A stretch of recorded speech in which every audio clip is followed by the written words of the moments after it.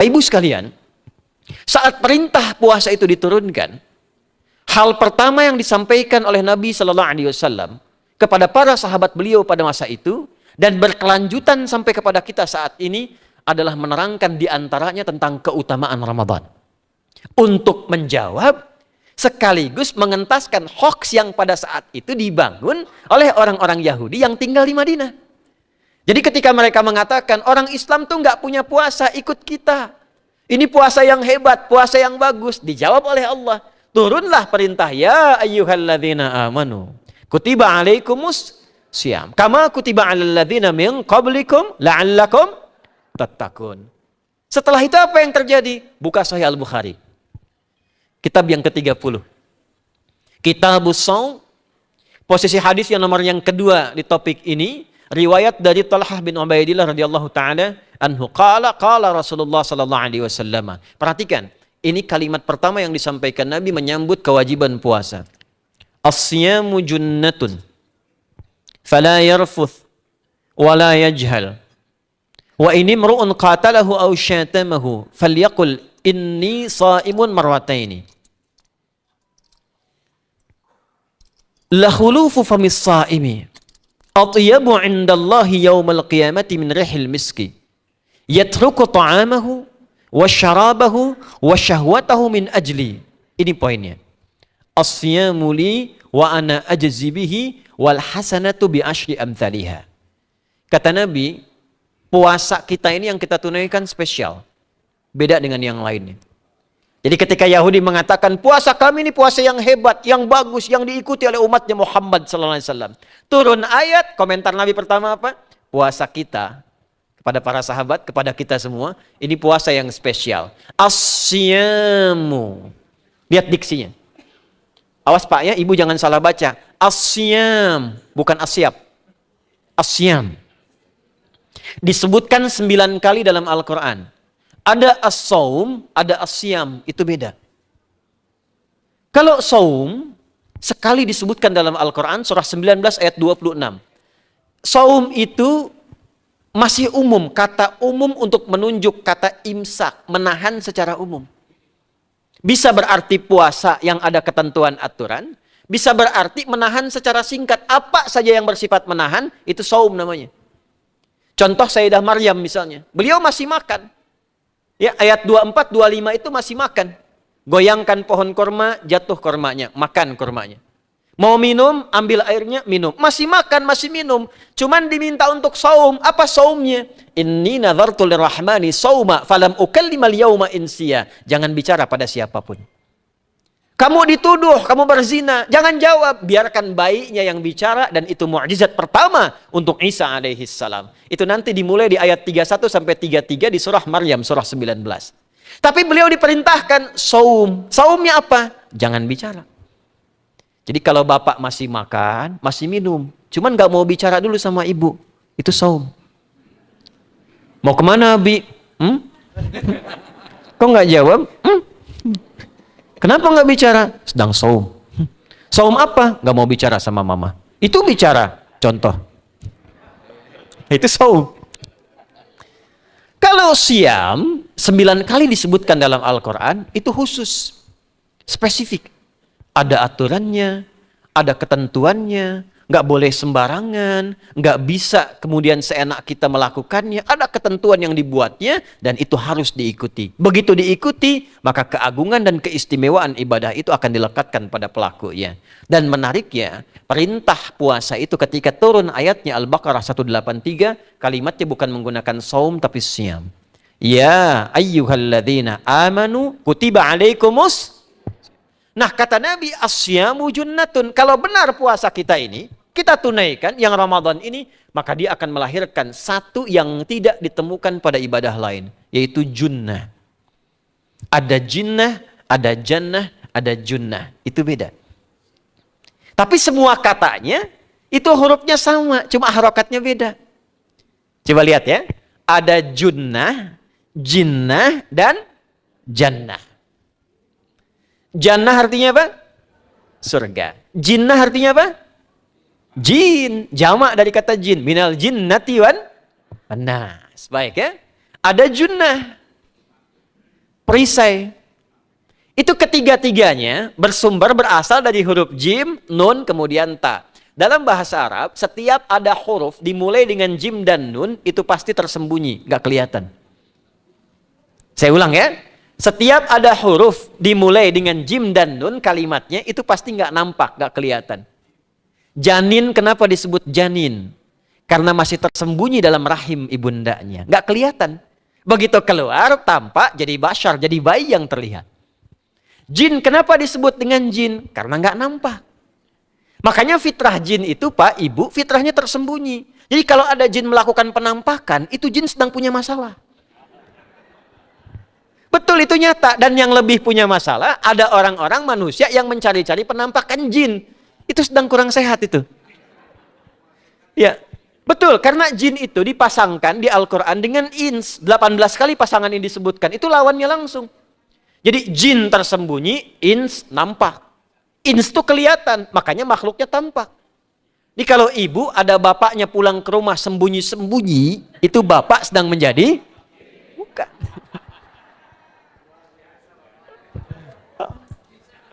Kalau ibu sembunyi-sembunyi nyari dompet bapak, ibu sedang menjadi jin. Itu langsung pasangannya 3 itu. Ins itu seakar dari kata anisa, halus, lembut. Jin kasar, makanya disebut jin. Karena itu jarang ada orang kemasukan jin jadi lembut, tidak ada. Permisi mau ikut kajian sedang kemasukan jin, tidak. Kalau kata-katanya tidak meracau, tindakannya pasti kacau. Karena itu fitrah manusia itu pasti lembut. Kalau ada orang kasar, pasti ada yang salah dalam pergaulannya. Balik. Itu jin. Jannah, kenapa disebut jannah? Karena belum tampak sekarang. Makanya Nabi katakan mala ainun ra'at. Nggak sama dengan yang seperti dilihat orang. Nggak kelihatan, nanti kesuksesan tertinggi yang belum tampak disebut dengan jannah. Karena belum tampak. Junnah itu perisai yang bisa langsung membentengi kita dari setan secara otomatis. Secara otomatis. Tapi nggak kelihatan. Karena itu kenapa ujung puasa disebut la'allakum tatakun. Tatakun itu dari kata takwa. Takwa itu dari kata wikoyah. Wikoyah itu artinya perisai. Nah, perisainya tidak tampak dalam diri kita. Tapi kalau terbiasa menunaikan ibadah puasa ini, kata Nabi, yang pertama kali akan terjadi pada orang yang puasanya benar, dia akan mendapatkan perlindungan berupa perisai dari Allah, hasil dari latihan puasanya yang dapat membentengi dia dari setan. Jadi ciri khas puasa Ramadan itu kalau sukses ditunaikan, itu akan terjauh dari godaan setan. Setan itu provokator yang memang hanya mengarahkan pada keburukan. Jadi dia nggak kenal benar. Lawannya malaikat. Malaikat nggak kenal salah, Pak. Nah, supaya terbentengi dari itu semua, kata Nabi SAW, kita itu dihadiahi sekarang oleh Allah. Satu ibadah yang kalau dilakukan ibadah itu akan mengakumulasi ibadah-ibadah yang lainnya, yang saat bersamaan dahsyatnya ibadah ini bisa menghadirkan junnah, perisai yang membentengi dari setan. Karena itu ketika dilakukan ibadahnya, saat yang bersamaan bisa ditahan maksiatnya, ditingkatkan amal solehnya. Setan kan ngajaknya pada yang salah kan? Malaikat ngajak pada yang soleh. Ramadan itu keutamaannya, kalau sudah tiba Ramadan, itu selalu kita terdorong pada yang soleh dan tertahan untuk yang salah. Itu hebatnya puasa Ramadan. Kalau nggak percaya silahkan Pak Ibu sekalian. Cuman Ramadan yang saat datang waktunya bisa menghentikan orang berbuat maksiat. Nggak percaya cek. Orang yang punya sifat marah semarah-marahnya, itu saat Ramadan bisa berhenti marah. Buka jam 6 kurang seperempat ada yang provokasi. Dia bisa tahan marah tuh, istrinya bingung, tumben Pak nggak marah, entar habis maghrib. Bisa ditahan. Orang dusta bisa nggak dusta. Dan saat yang bersamaan, teman-teman sekalian, Bapak Ibu, itu bisa terdorong berbuat meningkatkan amal soleh. Sekarang kita keluar dari sini, ada yang minta, belum tentu dikasih. Nanti Ramadan tiba, sudah nyatat berapa yatimnya. Berapa du'afanya. Amal soleh naik. Sekarang ada orang ketinggalan sholat fardu, terlambat, masih biasa. Ramadan ketinggalan sunnah, itu gelisah. Betapa ibu-ibu para pejuang yang sangat luar biasa, itu berjuang memperebutkan saf pertama, setelah maghrib untuk menaruh sejadah. Ah, ini pelakunya nih. Tapi itu hebat, Bu. Saya tanya ibu kalau berjuang naruh sejadah setelah maghrib atau bahkan sebelum maghrib, itu sejadah disimpan di saf itu untuk ngejar sholat apa? Tarawih, bukan isanya. Saya tanya pada ibu, tarawih itu hukumnya sunnah atau wajib? Sunnah. Ramadan tuh jangan, kan yang fardu, ketinggalan sunnah bisa gelisah. Itulah Ramadan. Dan pada saat itulah ketika amal soleh dikerjakan, amal salah ditinggalkan, datanglah junnah, itu perisai yang mengikat setan. Itu yang dimaksudkan di hadis Muslim. Di topik yang ke-13 namanya Kitabus Syam. Hadis yang pertama dari sahabat Abu Hurairah. An Abi Hurairah radhiyallahu ta'ala anhu, anin Nabi sallallahu alaihi wasallam qala, "Idza jaa Ramadhanu." Redaksi yang pertama. Redaksi yang kedua yang bintang 3 di bawahnya. Idza kana Ramadhanu. Redaksi ketiga yang bintang 4 di bawahnya. Idza dakhala Ramadhanu. Muhammadiyah itu harus tahu dalil. Ya. Tahu dalil tuh, ya. Idza jaa Ramadhanu, idza kana Ramadhanu, idza dakhala Ramadhanu, futtihat abwabul jannati aw abwabur rahmati. Wa ghulliqat abwabun nari aw abwabu jahannam. Wa sulsilatis syayatinu aw sufidatis syayatin. Ini maknanya. Kalau Ramadan sudah tiba, kata Nabi, maka dibukakanlah pintu-pintu surga. Para ulama berbeda pendapat dalam tafsir tentang hadis ini. Pintu-pintu surga ada yang mengatakan real dibuka. Ada yang mengatakan dengan penafsiran metafor. Pintu surga itu pintunya lewat amalan. Ada 8 pintu surga kata Nabi dalam hadis yang lain. Ya. Fil jannati thamaniyatu abwabin. Fiha babun yusamma ar-rayanu. La yadkhuluhu illa as-shaimun. Fa idza dakhaluhu ughliqa. Di surga itu ada 8 pintu surga. 8 itu ternyata di hadis lain pintunya semua amal soleh. Ada pintu sholat, pintu puasa namanya ar-rayyan, ada pintu sedekah, pintu zakat, pintu haji. Jadi kita itu sekarang fastabiqul khairat. Kenapa ada moto fastabiqul khairat? Itu kan diambil dari Al-Baqarah ayat 148. Siapa yang pengen memburu surga, buru di amalannya. Mungkin nggak semuanya bisa dikerjakan. Kalau tidak semuanya, ambil salah satu yang paling disukai, konsisten di situ. Walikulli wijhatun huwa muwalliha. Setiap orang pasti punya kecenderungan untuk beramal. Ada yang senang puasa, ada yang senang tahajud, ada yang senang sedekah. Fastabiqul khairat, silahkan berburu, berlomba untuk mengerjakan apa yang disenangi itu. Itulah pintu surganya.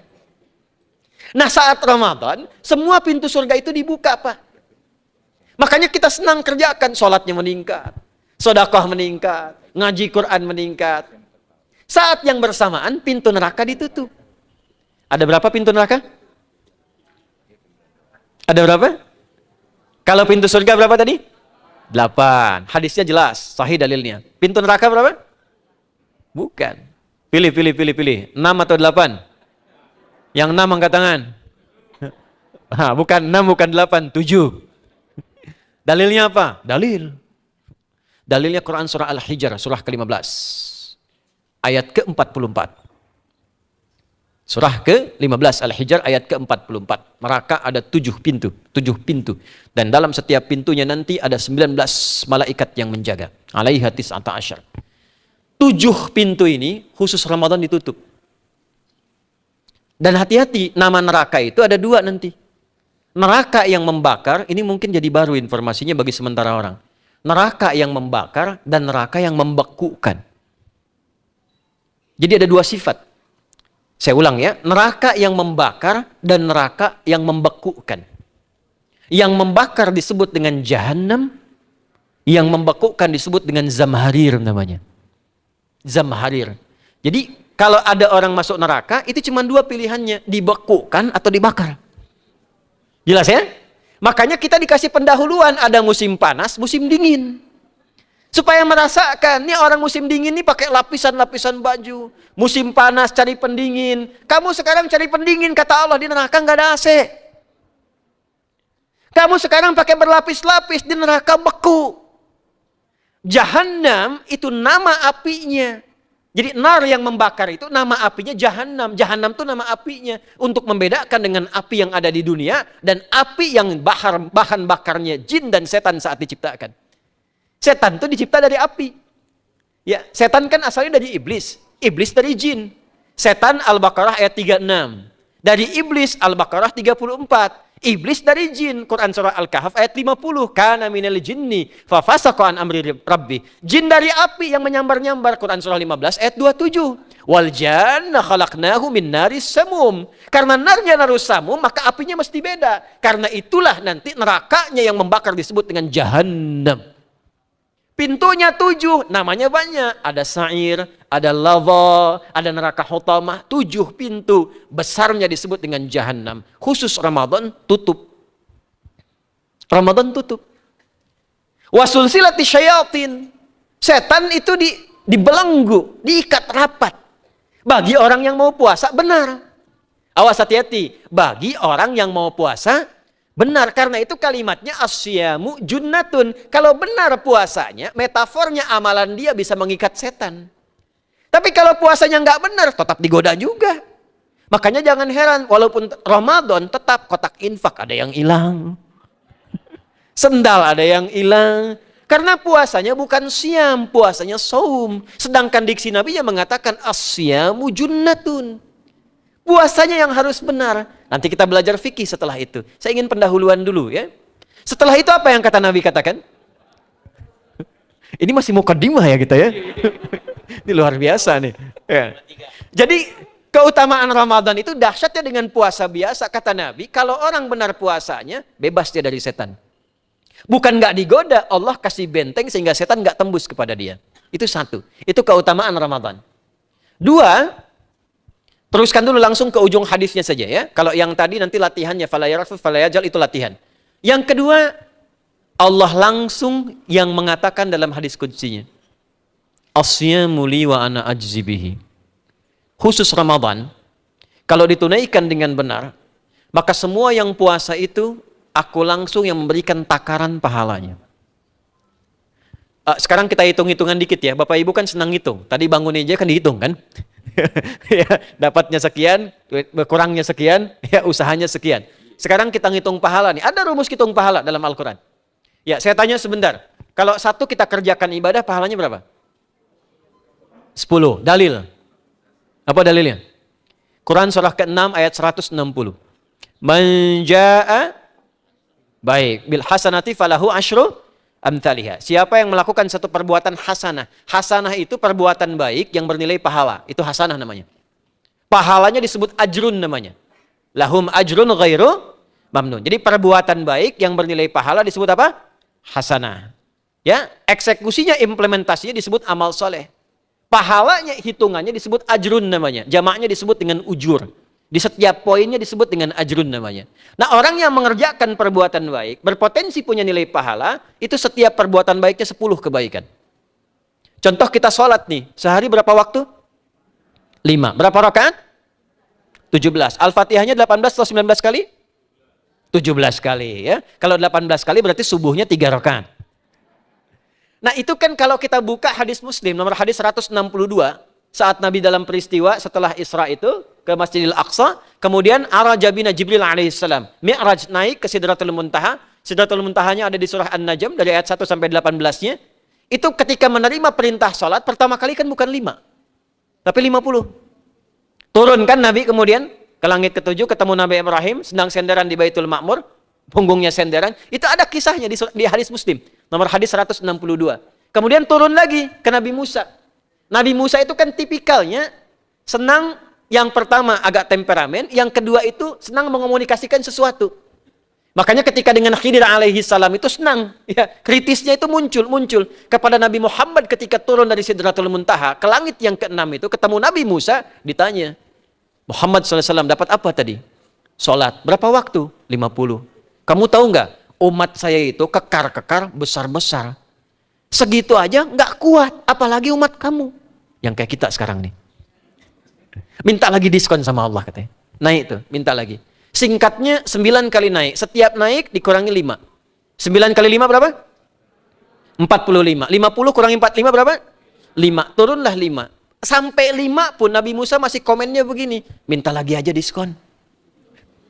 Kata Nabi, saya kurang enak lah. Malu saya. Sudah diberikan yang paling pokok 5. Dan itu pun belum selesai. Dengan senyumnya kemudian, lihat ini indahnya. Setiap 5 itu Allah menetapkan, setiap satunya punya 10 nilai. Jadi kalau kita kerjakan 5 waktu, dikali 10 berapa? 50. Itulah dahsyatnya umat Nabi Muhammad karena keutamaan nabinya. Walaupun 5, nilainya tetap setara dengan yang umat Nabi Musa 50 kali. Karena itu keutamaan Nabi Muhammad itu sangat luar biasa. Sampai nanti dipuji Allah oleh begitu tinggi. Sifatnya, rasanya di ujung surah At-Taubah itu. Akhlaknya di surah Al-Qalam itu. Dan karena kemuliaan ini kita dapat barakahnya. Percikan keberkahannya. Apa itu? Ketika Ramadan yang puasa-puasa lain standar. Puasanya umat Muhammad SAW, setiap puasanya itu pahalanya dilipat gandakan tak terbatas. Allah langsung menilai keikhlasan pada hambanya. Paling minimal kalikan 10 kali lipat lagi dari hari biasa. Wal hasanatu bi asyri amthaliha. Jadi kalau sekarang baca Quran sekarang ini, satu hurufnya berapa? Tahu dari mana? Ya, di At-Tirmidzi nomor hadis 2910. Man qara'a harfan min kitabillahi falahu asyru hasanat.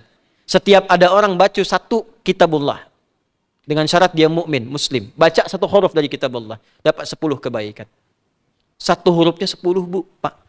Walam aqul alif lam mim harfun. Saya tidak katakan kata Nabi alif lam mim satu huruf. Walakin alifun harfun, lamun harfun, mimun harfun, walikulli harfin asyru hasanat. Tapi alifnya satu huruf, lamnya satu huruf, mimnya satu huruf, setiap hurufnya 10 kebaikan. Saya kalau ada papan tulis, saya turunkan ini pakai syarah ilmu arud. Itu dahsyat lagi. Arud itu menuliskan apa yang dikatakan, bukan menuliskan simbol yang ditunjukkan. Jadi kalau kita bilang alif, tulis alif. Dan alif itu kan ada 3 huruf. Hamzah, lam, fa. Hamzah berapa huruf? Tulis lagi hamzah. Itu baca Quran kalau ikhlas, pahalanya berlipat. Paling standar satu hurufnya 10. Dan hampir nggak ada orang baca Quran cuma satu huruf. Nun. Udah dulu 10 lumayan. Nggak ada. Pasti banyak itu. Dan Ramadan lebih meningkat lagi. Dan dikalikan 10 lagi. Itu paling standarnya satu huruf 100, Pak, Bu. Makanya Ramadan itu limpahan pahala. Rugi orang kalau nggak ibadah saat Ramadan itu. Nabi aja itu tadarusan Quran sekali khatam. Saat tahun meninggalnya 2 kali khatam. Untuk ngejar kemuliaan-kemuliaan contoh bagi kita. Itu Ramadan. Jadi ini yang pertama menjadikan kita mesti sadar. Ramadan beda dengan bulan biasa. Maka disampaikan oleh Nabi yang pertama ada pelipat gandaan pahala. Yang kedua, ada perisai yang bisa menjauhkan kita dari setan. Yang ketiga, saya tutup mukadimahnya. Yang ketiga, hanya Ramadan yang siang malam melahirkan ampunan Allah Subhanahu wa Ta'ala. Siang malam. Kita kalau mau nyari ampunan, itu bisa kapanpun minta ampun. Tapi ada waktu-waktu yang sangat strategis dan tempat-tempat yang sangat efektif mempercepat mengabulkan doa. Contoh waktu misal sepertiga malam. Itu cepat terkabul doa. Hadisnya qudsi. Di antara azan dan iqamah. Waktu singkat di waktu Jumat. Ada yang menafsirkan antara duduk khutbah. 1 dan 2. Ada yang menafsirkan waktu asar menjelang ke maghrib. Dan itu nanti sepeninggal Nabi ada di antara istri Nabi SAW memburu waktu singkat yang luar biasa ini untuk berdoa. Hafal doanya ya. Allahumma kfina bihalalika an haramik wa aghdina bi ta'atika an ma'siyatik wa bi fadlika amman siwak. Itu dibiasakan di hari Jumat dibacakan. Ya, hafal nggak? Nah, nanti diputar lagi videonya ya, kan ini kita sampai ini lihat lagi. Ya, kembalikan. Ada yang sifatnya tempat. Mihrab itu mustajab. Makanya kenapa imam itu di mihrab? Karena mewakili makmum untuk berdoa. Karena itu pilih imam yang betul-betul paham fikih salat. Bagus bacaannya dan ngerti fikih salat supaya dia sebelum salat melihat ke belakang. Itu bukan cuma merapatkan barisan, tidak, untuk melihat siapa yang salat. Apakah tahan berdiri lama kalau dibacakan bacaan panjang? Atau ada yang buru-buru? Lalu bacaannya apa yang sesuai untuk makmumnya? Itu fikihnya. Karena itu tempatnya di mihrab. Dan mihrab itu viral. Tempat yang cepat mengabulkan doa. Maryam itu punya mihrab. Nabi Zakaria saat minta keturunan, itu mohon kepada Allah di mihrabnya Maryam. Ali Imran ayat 38-39. Hunalika da'a Zakaria rabbah, qala rabbi habli min ladunka dzurriyyatan thayyibah, innaka sami'ud du'a. Fanadatul malaikatu wa huwa qa'imun yusalli fil mihrab. Cepat terkabul doa. Masjid cepat terkabul doa. Tapi Ramadan itu menggabungkan semuanya. Nggak usah tunggu sepertiga malam. Siangnya diampuni, malamnya diampuni. Apa dalilnya? untuk malam lekat dengan ibadah qiyam namanya. Man qama ramadhana imanan wahtisaban ghufira lahu ma taqaddama min. Siapa yang mampu menghidupkan Ramadan di malam harinya. Dan jangan salah Bapak Ibu sekalian, awas jangan salah ya. Ramadan itu satu paket ibadahnya. Bukan cuma puasa. Ramadan satu paket. Ada paket siang, ada paket malam. Dan gak ada paket hemat. Full. Ada siang, ada malam. Dan itu semua sama, cuma beda satu huruf. Hadisnya sama, ibadahnya juga diksinya sama, cuma beda sehuruf. Malamnya qiyam, siangnya siam. Awas ya, malamnya apa? Qiyam, siangnya apa? Siam. Cuman beda satu huruf. Dan itu satu paket. Jadi kalau Anda tertinggal, jangan Anda lah, jangan kita. Kalau ada orang yang tidak mengerjakan semalam, misalnya qiyamnya, cuman siamnya, sah puasanya, benar sesuai rukun, sah. Cuman tidak sempurna keutamaan Ramadannya. Karena itu Allah mengatakan kalau sedang puasa, sempurnakan dengan ibadah malamnya. Itu ada di Al-Baqarah ayat 187. Thumma atimmus siyama ilal lail. Muqaddimatul lail maghribnya untuk puasa, lail atasnya untuk qiyam. Orang yang mampu menghidupkan ibadah malam, jangan salah ya, nanti kita mulai puasa, insya Allah yang pertama dimulai ibadah malam. Qiyam. Bukan siam. Jadi jangan terlampau soleh, puasanya nanti nunggu fajar. Malam itu qiyam. Nah qiyam ini ada potensi ampunan dosa Pak Bu. Jadi kalau kita manfaatkan ibadah ini dengan benar, misal ya, kita kan nggak tahu ajal nih. Tiba kemudian kita manfaatkan qiyam bangun, ditunaikan dengan benar, itu Masya Allah. Meninggal misal dalam sujud, itu jaminannya, ghufira lahu ma taqaddama min dzambi. Siapa yang benar ibadah qiyamnya, sampai detik itu, ditunaikan karena imannya, ikhlas karena Allah, saat bersamaan dia introspeksi diri, begitu dia tunaikan, misal dia meninggal, misal saja, semua dosa-dosa yang pernah dia tunaikan diampuni pada saat itu. Ma itu tanpa batas. Ma taqaddama min dzambi. Ma semua yang pernah dia kerjakan dalam hidupnya. Karena itu viral. Sayyidah Aisyah itu pernah minta petunjuk pada Nabi di hadis Muslim. Bertanya pada Rasulullah, "Ya Rasulullah, kalau malamnya saya pengen ibadah dan qadar Allah bertepatan dengan malam Al-Qadar, apa yang saya minta?" Itu sampai diajarkan oleh Nabi doanya, dan doanya sahih. Di At-Tirmidzi dikuatkan lagi dengan lebih lengkap redaksinya. Kata Nabi, kalau engkau bersamaan dengan itu malam hari bangun, bersamaan, faquli, katakanlah, Allahumma innaka afuwun karim, tuhibbul afwa, fa'fu anni. Nanti di hadis yang Muslim, Allahumma innaka afuwun, di At-Tirmidzi ada kata karimnya. Innaka afuwun karim, tuhibbul afwa, fa'fu anni. Itu malam Bu. Biasanya nunggu sepertiga malam, waktu sahar. Ya, jadi waktu sahar itu waktu singkat menjelang fajar. Kalau subuh sekarang 4:08, itu kira-kira sahar tuh jam setengah 4 lah. Ya, 3:30 sampai jam 4 itu namanya sahar. Bukan lail. Kalau lail dari ba'da isya sampai sahar. Sekarang isya setengah 8 misalnya. Jam 8 tuh sampai setengah 4 namanya lail. Jelas ya? Lail. Lail tuh malam. Jamaknya layali. Turunannya lela, lili, lala itu malam. Ya, ibu leli, ibu malam-malam gitu ya. Gitu. Nah itu waktu menjelang fajar setelah lail sahar, jamaknya ashar. Ashar itu disampaikan di Al-Quran, waktu terbaik untuk istighfar. Quran surah 51 ayat 18. Wabil ashari hum yastaghfirun. Yang biasa istighfar berpeluang dapat ridho Allah dan disiapkan surga terbaik, melebihi kemewahan dunia. Itu ada di ayat ke-16, 17, 18. Ya, dari ayat 15-nya, 16-nya, 17-nya adalah untuk yang saharnya, 16-nya itu kalimatnya. Ya, 16-nya yang dengan mengatakan Rabbana amanna faghfir lana dzunubana wa qina adzabannar. Ayat 17-nya as-sabirina was-sadiqina wal qanitina wal munfiqina wal mustaghfirina bil ashar. Itu hari biasa seperti sekarang. Ramadan dari ba'da isya sampai terus lagi sampai masuk waktu fajar, siangnya pun masih ada ampunan Allah. Man shoma ramadhana imanan wahtisaban ghufira lahu ma taqaddama min. Saya tanya sekarang, siapa yang enggak punya dosa boleh angkat tangan? Yang dosanya banyak boleh angkat tangan. Tuh, saking banyaknya kita nggak bisa ngangkat. Sekarang rubah kalimatnya. Yang ingin masuk surga angkat tangan. Masya Allah. Yang ingin surga Firdaus angkat tangan. Tuh. Maka ironi itu tampak dalam perilaku kita. pengen ke surga, tingkatan Firdaus, tapi ngaku dosa banyak. Itu dia. Maka Allah punya sifat Rahman dan Rahim. Rahman untuk dunia, Rahim untuk akhirat. Maka diberikanlah kesempatan Ramadan untuk menggugurkan semua dosa itu. Karena itulah Bapak Ibu sekalian, penting kita menyiapkan, karena nunggu Ramadan itu nggak mudah. Dan nggak semua orang itu akan sampai kepada momen yang dimaksudkan. Karena itulah malaikat Jibril itu langsung komen. Ya, jadi ada dua riwayat nih. Nabi yang berdoa, malaikat yang mengaminkan. Ada malaikat yang berdoa, Nabi yang mengaminkan. Jadi Nabi akan naik, memberikan tausiah di mimbarnya. Mimbar Nabi itu ada 3 gundakan.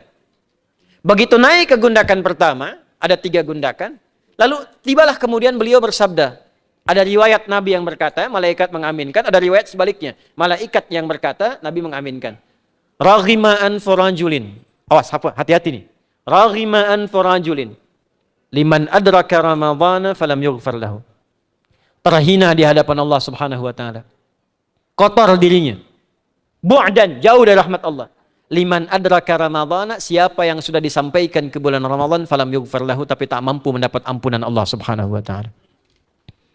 Karena itulah saya ingin cepat. Satu, kenapa Ramadan istimewa? Karena ada ampunan Allah yang sangat luar biasa. Kenapa Ramadan istimewa? Karena ada pelipat gandaan pahala. Kenapa Ramadan istimewa? Karena ada peluang untuk menjauhkan dari setan. Dan yang terakhir, Ramadan istimewa karena semua waktu siang dan malam mempercepat terkabulnya doa. Itu yang dijamin di ayat 186 dalam rangkaian ayat Siyam dari ayat 183 sampai 187. Ayat 186-nya khusus untuk mempercepat terkabulnya doa. Wa idza sa'alaka 'ibadi 'anni fa inni qarib. Ujibu da'watad da'i idza da'an. Falyastajibu li wal yu'minu bi la'allahum yarshudun. Tafsirnya apa? Hadis Nabi sallallahu alaihi wasallam. Thalathatun la turaddu da'watuhum. Al-imamul 'adil was-sha'ima hatta yuftira. Wa da'watul mazlum. 3 golongan yang doanya sulit sekali ditolak. Yang pertama imam yang adil, yang kedua adalah orang puasa sampai berbuka, dan ketiga doa orang yang terzalimi. Jadi kalau Bapak Ibu pengen cepat dikabulkan doanya secepat kilat, maka jadilah pemimpin yang adil. Kalau belum mampu, latihan puasa. Kalau belum mampu lagi, banyak-banyak terzalimi dan berdoa. Ya.